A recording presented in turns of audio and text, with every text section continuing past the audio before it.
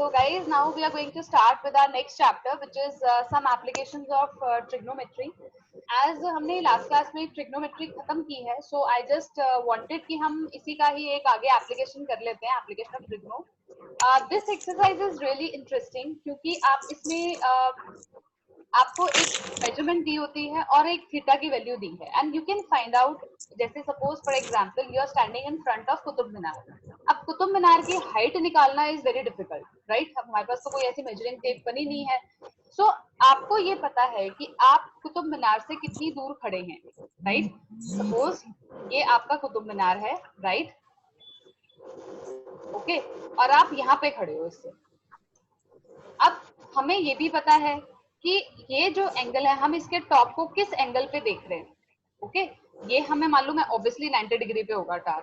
तो ये जो एंगल है, if this angle is known, और ये आपको बेस पता है कि आप उससे कितनी दूर खड़े हो, you can find out the height.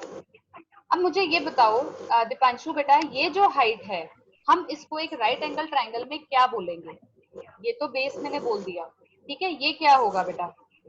This will B height. Height को हम क्या बोलते हैं बेटा जब हम एक राइट ट्रायंगल की बात करते हैं? What is the term given to the height? Perpendicular. जो हम पाइथागोरस थ्योरम में भी यूज करते हैं. Hypotenuse.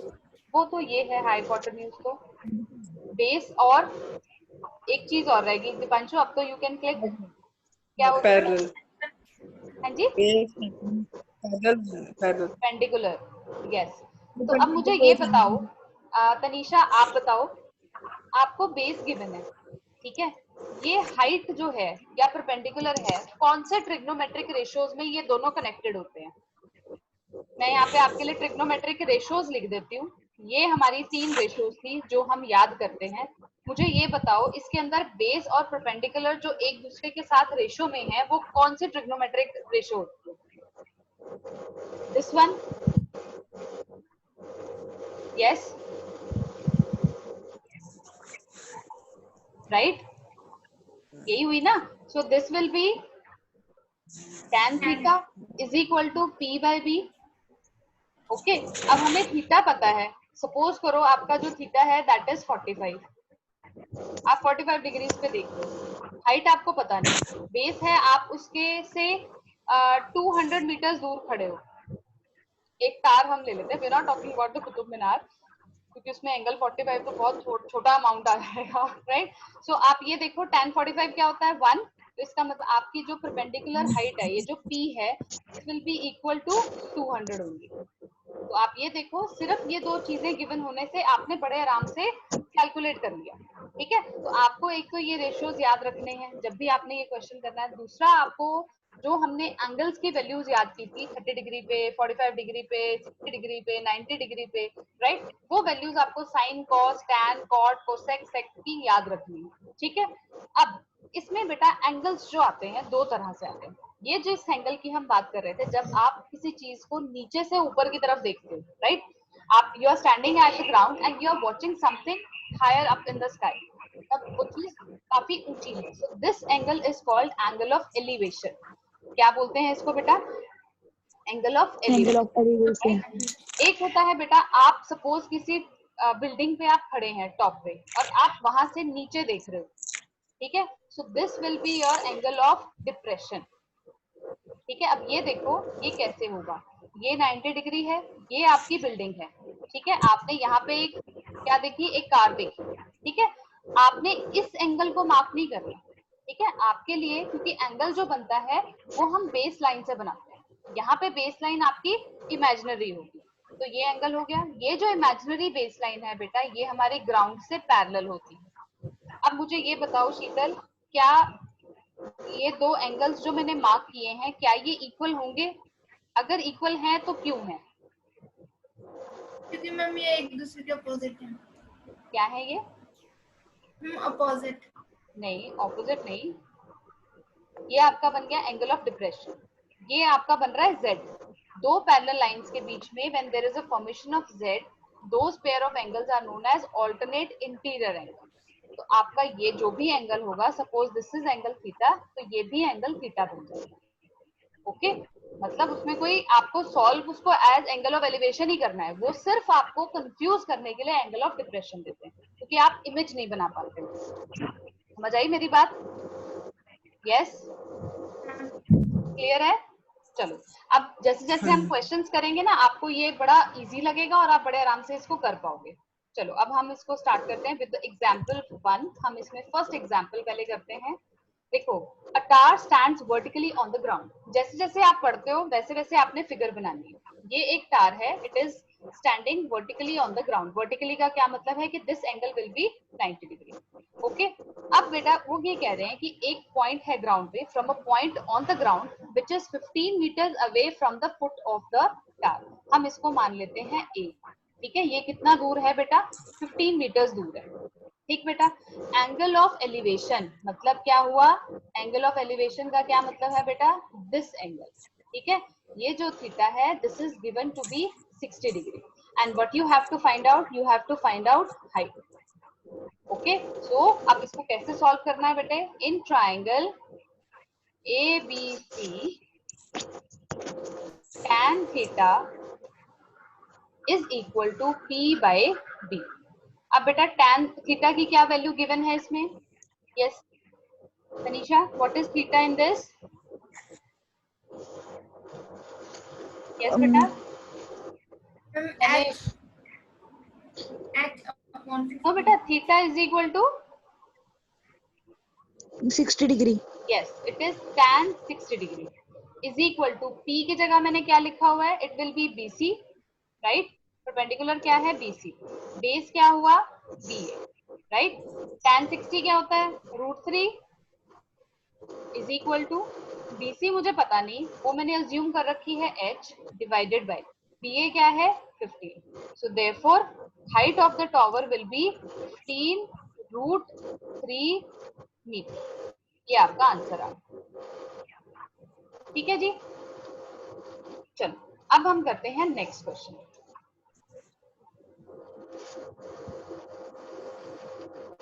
Yes. An electrician has to repair an electric fault on a pole. ठीक है, अब एक इलेक्ट्रिशियन है, उसको एक फॉल्ट को रिपेयर करना है on a pole of height 5 meters. She needs to reach a point 1.3 meters down. देखो एक पोल है, यहाँ हम लगा लेते हैं, ये एक पोल है हमारा। ठीक है जी, 5 मीटर्स का एक पोल है। नेचुरल सी बात है वो जमीन पे होगा and it will be making a angle of 90 degree. अब उसको यहाँ पे पहुंचना है इस पॉइंट पे। 1.3 पॉइंट मतलब टॉप से 1.3 मीटर्स नीचे उसने पहुंचना है। तो अब वो क्या करे, कितनी लंबी वो लैडर ले कि वो यहाँ तक पहुंच जाए, ताकि लैडर जो वो ले, सीढ़ी जो वो लेगी वो हॉरिजॉन्टल के साथ 60 डिग्री का एंगल बनाए। ओके, उसके साथ साथ हमें ये भी बताना है कि जो वो सीढ़ी है वो कहाँ पे, उस पोल से कितनी दूर प्लेस करे कि वो जो सीढ़ी है वो स्ट्रेट अवे 60 डिग्री का एंगल बनाए और 1.3 मीटर नीचे वहां पे जाके लग जाए, प्लेस हो जाए। तो हम इस एंगल को मान लेते हैं AB, इसको मान लेते हैं C और ये हो जाएगा D।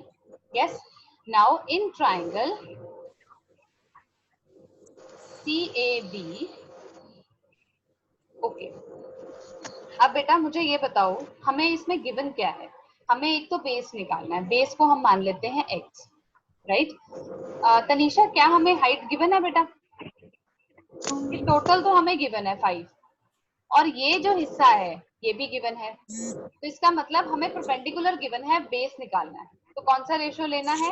tan थीटा का, राइट? तो tan theta is equal to P by B। Sheetal आप मुझे बताओ बेटा हाइट कितनी है इसमें? 5। तो बेटा ट्रायंगल में आ रहा है, आप देखो जरा, मेरा ट्रायंगल का पॉइंट है CAB, मतलब CAB एंड मैंने यहाँ पे जो 5 मीटर लिखा है दैट इज AD। अब आप ये देखो, अगर मैं AD में से 1.3 माइनस करूं तो मेरे पास AC आ जाएगा, राइट? सो 5 मीटर में से आप 1.3 माइनस करोगे, so you will be getting 3.7 meters. तो ये क्या आ गया? 3.7 meters. Yes? ठीक है, Yes, ma'am. यही आएगा कि नहीं, Yes, ma'am. है ना? ठीक हो गया। तो परपेंडिकुलर क्या हुआ बेटा, 3.7 divided by base.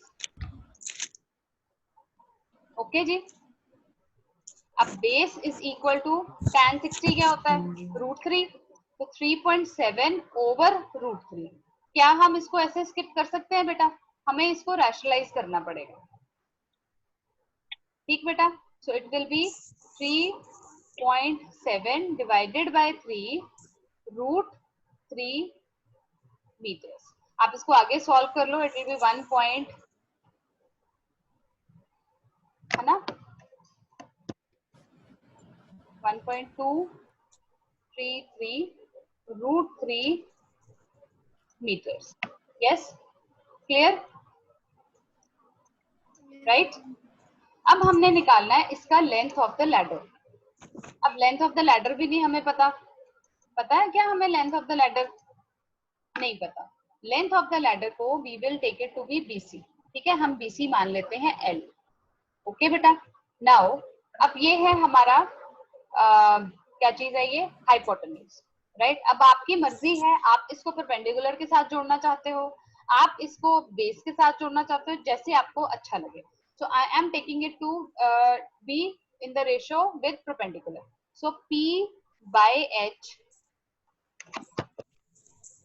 Is equal to क्या होता है बेटा, साइन, यहाँ पे थीटा की वैल्यू क्या है 60, साइन 60 क्या होता है भाई? यस बेटा, साइन 60 इज √3/2. √3/2, राइट? यही होता है, 3.7 into 2 divided by √3 is equal to h, right? तो ये तो बन गया 4.4 ओवर, मैंने रैशनलाइज किया, ठीक है? अब इसमें हम √3 की वैल्यू भी डाल सकते हैं, बनेगा 2.46 √3, ठीक है, तो है that is coming out to be √3 x जो आ रहा है coming out to be 1.3 meters, ठीक है? इसमें वैल्यू याद कर लेना, √3 और और 2 के हो गया 1.4। अगर वैसे तो कोशिश ये करो क्वेश्चन को ऐसे स्किप नहीं करके आना, मतलब अगर आप इसको √3 में लिखाते हो नो इश्यूज, लेकिन अगर क्वेश्चन में वो वैल्यू गिवन है, यूज √3 इज इक्वल टू, तब आपको इसको प्रॉपर्ली मल्टीप्लाई करके आना है। अदरवाइज अगर आप इसको ऐसे भी स्किप करके आ रहे हो तो then there is no issue, ठीक है? चलिए अब है नेक्स्ट, एन ऑब्जर्वर 1.5 टॉल, ठीक है, is 28.5 meters away from a chimney. तो सबसे पहले हम चिमनी बना लेते हैं। ओके, यस, ये है चिमनी, ठीक है, ये है पर्सन। ओके, जो ये पर्सन है ये 1.5 मीटर्स टॉल है और ये चिमनी से इट इज 28.5 मीटर्स दूर है। सो ए बी, ठीक है। अब वो कह रहा है जो ऑब्जर्वर की आईज है, आईज हम हमेशा टॉप पे लेके चलते हैं, वो एंगल बना रही है with top of the chimney as 45। तो हमें यहाँ पे एक लाइन बनानी पड़ेगी पैरेलल टू द बेस। तो ये जो एंगल बन रहा है दिस इज 45। तनीषा बेटा, अगर मुझे, हम इसको मान लेते हैं C, ये बन गया D और ये बन गया E। अगर ये 90 डिग्री है तो ये भी 90 होगा क्योंकि हमने पैरेलल लाइन ड्रॉ की है, राइट? तो वो कॉरेस्पॉन्डिंग एंगल। तनीषा बेटा, what will be the value of CD? CD की क्या वैल्यू होगी आप बता सकते हो बेटा? 28.5। यस, 28.5, क्योंकि हमने बिल्कुल उसके इक्विवेलेंट लाइन ड्रॉ की। अब हमें कैलकुलेट करनी है, हमें चीज कैलकुलेट करनी है AE। आपको बताइए हमारी, हमें यहाँ पे AD जो है that will be equal to BC, ठीक है, 45 मीटर्स। हमें क्या कैलकुलेट करना है, right? tan theta is equal to DE over, yes, tan is equal to DE क्या है 28.5, tan 45 क्या होता है बेटा 1। सो देखो h जो है 28 मीटर्स। अब डू यू थिंक ये हमारी हाइट चिमनी है? यस, हाइट चिमनी है क्या? देखो हाइट चिमनी है क्या, चिमनी इन दो पॉइंट्स से बना हुआ है। Can you see the figure? जो AE है बेटा, अगर आप उसको बिकम करो इनटू टू सेगमेंट्स, कौन से सेगमेंट्स बनेंगे बेटा?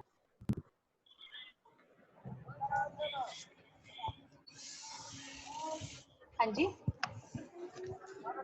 AE is equal to AD plus DE, right? अब AD क्या है? इट इज 1.5, एक सेकेंड,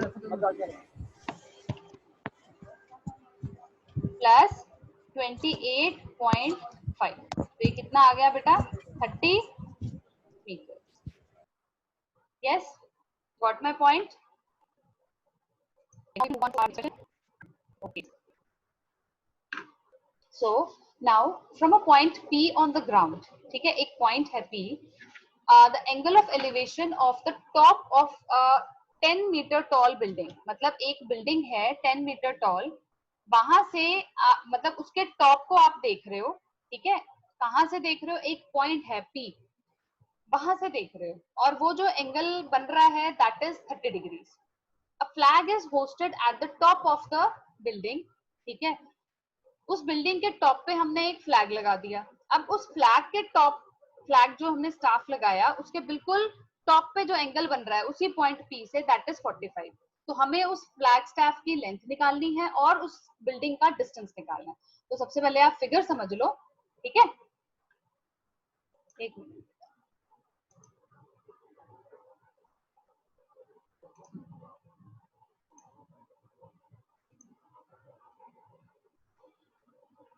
हाँ जी, अब देखो पहले हम यहाँ पे बिल्डिंग ड्रॉ कर लेते हैं. दिस इज आवर बिल्डिंग, ये हमारी बिल्डिंग है 10 मीटर्स टॉल, ठीक. एक पॉइंट है P, हम इस पॉइंट को ले लेते हैं P, राइट. ये ग्राउंड पे है, यहाँ से आपने ना बिल्डिंग को देखा, उसके टॉप पे देखा, ठीक है, तो ये एंगल आपका बन रहा था 30 डिग्री, राइट. ये नेचुरली क्या होगा? 90 डिग्री. ये बन गया Q, ये बन गया R. ओके, अब वो कह रहे हैं कि हमने इसके टॉप पे ना एक फ्लैग लगा दिया, ठीक है, हम भी लगा देते हैं एक फ्लैग, राइट. अब यहाँ पे एक हमने फ्लैग पोस्ट कर दिया, राइट. इस पॉइंट को ले लेते हैं S, राइट. अब यहाँ से आप इसके टॉप पे देख रहे हो, ठीक बेटा, पॉइंट यही है, और ये जो एंगल बन रहा है दिस इज 45. ओके बेटा, समझ आई मेरी बात? उसी पॉइंट से हमने अब फ्लैग, तो आई वाज टॉकिंग कि हम उसके टॉप पे देख रहे हैं, टॉप का जो एंगल सेम पॉइंट से 45 डिग्री बन रहा है. अब आपको इसमें दो ट्रायंगल्स दिख रहे हैं. अब पहले मैं ये बता दूं कि हमने निकालना क्या क्या है. First of all you have to find the length of the flag staff and the distance of the building from the point P. मतलब एक तो आपको निकालना है ये RS, ठीक है, हम इसको अज्यूम कर लेते हैं H, और एक आपने निकालना है PQ, हम इसको मान लेते हैं X, ठीक है. दिस इज X मीटर्स और ये है हमारा H मीटर्स. ओके बेटा, अब आप ये देखो व्हाट वी विल डू. हमारे पास एक तो है ये छोटा ट्रायंगल है, ठीक हो गया बेटा, और एक है बड़ा ट्रायंगल. क्लियर हुआ बात? तो हम क्या करेंगे, सबसे पहले इस छोटे ट्रायंगल से हम x कैलकुलेट कर लेते हैं, ठीक. अब कैसे करेंगे बेटा? इन ट्रायंगल PQR, ठीक है. अब इसमें भी हमारा क्या लग रहा है? tan 30 degree is equal to P क्या है बेटा इसमें? RQ, बेस क्या है? PQ, right. Now what is tan 30?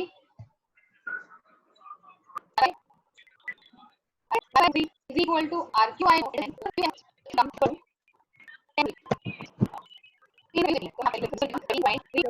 Yes, ठीक हो गया.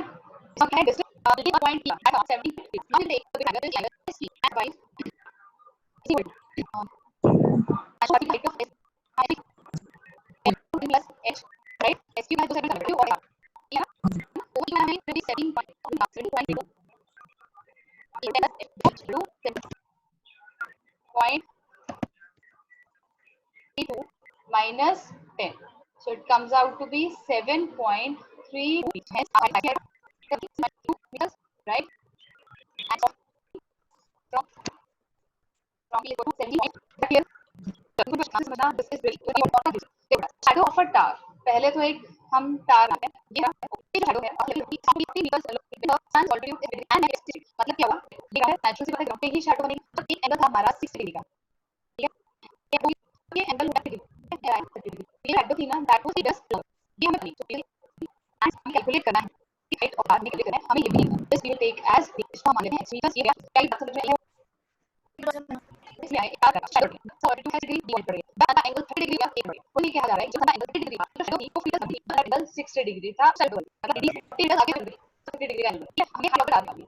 सो first of all what we will do, हम देखो पहले तो हमें क्या करना पड़ेगा, h और x का रेशियो कुछ ऐसा निकालना पड़ेगा, या तो हम h को x के टर्म्स में करें या x को h के टर्म्स में करें, क्योंकि अगर आप ये बड़ा ट्रायंगल देखो तो बड़े ट्रायंगल में भी दो वेरिएबल्स आ रहे हैं और छोटे ट्रायंगल्स में भी दो वेरिएबल आ रहे हैं, तो वी विल से तो पहले हम ट्रायंगल लेते हैं, which is triangle tan CT is equal to BC over DB। जैसे इससे वो कुछ कौन सा रिपोर्ट आ जाए वो शेयर करना, फिर उससे Okay, Tanisha, what is the value for BC? What I have written? Ten. Okay, tan लगा रूट 3, तो हम करेंगे, हमने इसके टर्म की sin is equal to root 3x, ठीक है, काम हो गया, तो बाद में करेंगे, अब we'll pick the bigger value चाहिए, okay, चलिए tan लिखा है, इसको रेशियो में बेटा, tan हम किस रेशियो को लेते हैं, किन दो रेशियो में लेते हैं बेटा, tan is equal to 30 है तो मैम ये लेंगे बी और सी, P और B, yes, इस केस में P क्या होगा, it will be BC over AB. What is AB in this case? चलते ही नहीं है ये It will be 40 plus x. 40 amperes. Shikar, what is tan 1 by sweet 40 plus 40 इसको मान लें, अगर देखो फर्स्ट इक्वेशन से देखो, अगर देखो तो दोनों चीजें चल रही होती हैं, इसमें तो रूट 3 x यहाँ से मल्टीप्लाई किया या 3 x देखो इक्वल टू ठीक है, हमारा ये x, हमें x तो ये क्या है, हम उसको x यहाँ पे पहले लिखा हुआ है, सो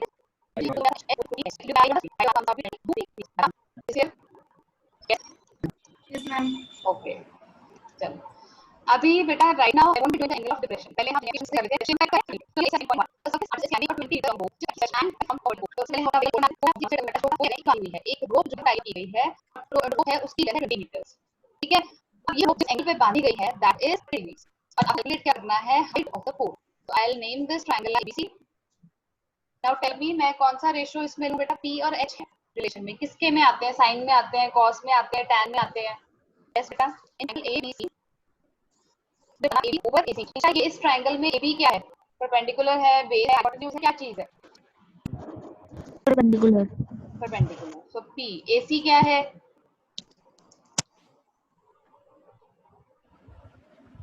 यस Hypotenuse. हाइपोटेन्यूज, तो P by H किसका होता है,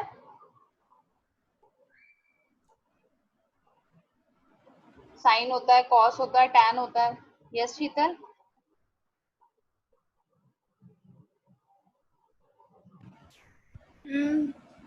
दोबारा बोलना। P by H किसका रेशियो होता है, किस रेशियो का नाम होता है P by H, साइन होता है, कॉस होता है, tan होता है, क्या होता है, साइन। साइन, तो ये बन जाएगा, अब AB आपको पता है H, AC है 20 equal to sin 30, now what is 1 by 1 by तो क्या आ जाएगा x, मतलब height of the whole x, ठीक है जी, so height of whole is equal to एक बार दोबारा बता दो। क्या पूछा है, बताओ क्या है बेटा, मैं बता देती हूँ, H अपॉन 20 से बता दो। h upon 20। बेटा इसमें आप अपनी वैल्यूज डाल लो ना, ये देखो मैंने यहाँ पे इसीलिए आई प्रेफर कि सारी जो भी चीजें गिवन होती है ना you should write in figure, अब आपने लिख दिया AB अपॉन AC, AB क्या है, आई हैव रिटन H क्योंकि मुझे फाइंड आउट है, AC क्या लिखा है, मैं यहाँ पहले ही मार्क कर लिया, इट इज 20, तो आपने बस वैल्यूज ही लिखी है, मैंने यहाँ पे ऑलरेडी पुट किया है, साइन थीटा आपको पता है 1/2 होती है, ये आप क्रिस क्रॉस करके निकाल सकते हो, क्योंकि इसमें क्या होता है जैसे आपने वैल्यू पुट की उसके बाद क्वेश्चन अब लीनियर इक्वेशन की तरह सॉल्व होना है, ओके, एक अननोन चीज होगी, बाकी सब चीजें आपके पास नोन होती हैं, ओके, चलो अब नेक्स्ट करके देखते हैं, एक ट्री है, tree breaks due to storm, ठीक है, एक ना पेड़ था, सपोज ये हमारा पेड़ है, सपोज एंगल यहाँ टूट गया, तो आप इसका ही यहाँ पे एंगल ठीक है, और जिस पॉइंट पे वो गिरा वो उसके पैर से दूर है 1 मीटर दूर आके गिरा, आपको ट्री की हाइट कैलकुलेट करनी है, A B C D, क्या पता है? मुझे ना एक छोटा सा लॉजिक बताना। I am marking something. ये एक पेड़ था बेटा पूरा, यहाँ से पेड़ था, ठीक बेटे, और वो पेड़ इस पॉइंट से ऐसे नीचे आ गया, तो क्या डी है equal to BC? No ma'am. ये देखो ये पेड़ है पूरा, ठीक, हाँ जी। यहाँ पे हवा गिरी, ये चीज ऐसे हो गया पेड़, तो जो ये चीज ऊपर थी यही इसका हाइपोटेन्यूज नहीं बन गया? बन गया। राइट, समझ आई ना मेरी बात? लॉजिक समझ में आ गया? अच्छा, आपको समझ में आया बेटा? जो पोर्शन टूटने से पहले ऊपर था, राइट, वो नीचे झुक गया। समझ गए मेरी बात? अब हमारे पास ना तो AC गिवन है ना CD, हमें कैलकुलेट करना है AD। AD क्या है बेटा? आपकी height of the tree, right, height of the tree. Height of the tree कैसे कैलकुलेट करोगे? AC प्लस CD, और CD किसके बराबर होगा? BC के। ओके बेटा, नाउ सबसे पहले हम क्या कैलकुलेट करें? AC कैलकुलेट कर लेते हैं। In triangle CAB, AB over BC, ये क्या बना बेटा? Base,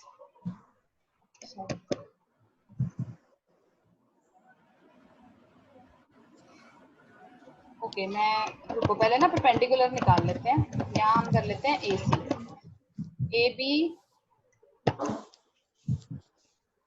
okay, AC over AB is equal to P over B।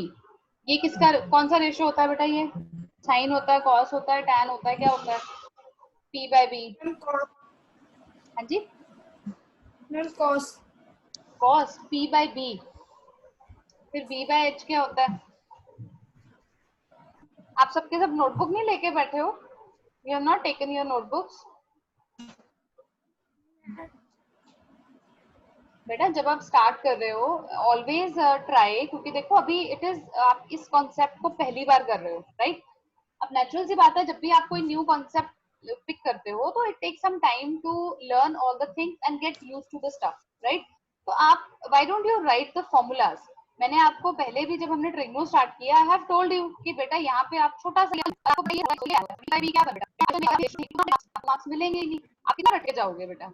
तो एक छोटी छोटी चीजें होती है जिसका ध्यान रखा करो। टीचर्स ऐसे नहीं बोलते, छोटा सा एक फॉर्मूला है उसको साइड पे लिख लो, ताकि जैसे हम मुझसे कोई भी पूछे तो आप लिख सकते हो, फटाफट बता सकते हो, नहीं ये P बाय है, ये साइन होता है, ये कॉस होता है, ये टैन होता है, राइट? अगर नहीं लिखोगे फिर आप ही परेशान होगे बेटा, फिर आपको दिक्कत आएगी, यार इतना टाइम वेस्ट हो जाता है वही सोचने में टाइम, फिर ये इंटरेस्टिंग भी नहीं लगेगी आपको, कभी भी इंटरेस्टिंग नहीं लगेगी एक्सरसाइज।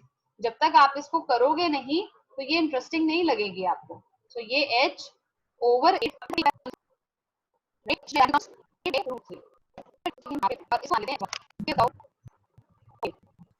अब आप इस केस के साथ अटैच करना चाहते हो या आप इसको इसके साथ अटैच करोगे? के साथ आप, अगर आप परपेंडिकुलर के साथ हाइट, यस, अगर आप के साथ लेते हो वो ज्यादा कन्वीनियंट है क्योंकि इसमें रूट में ले रहे हैं। तो what we will do, A B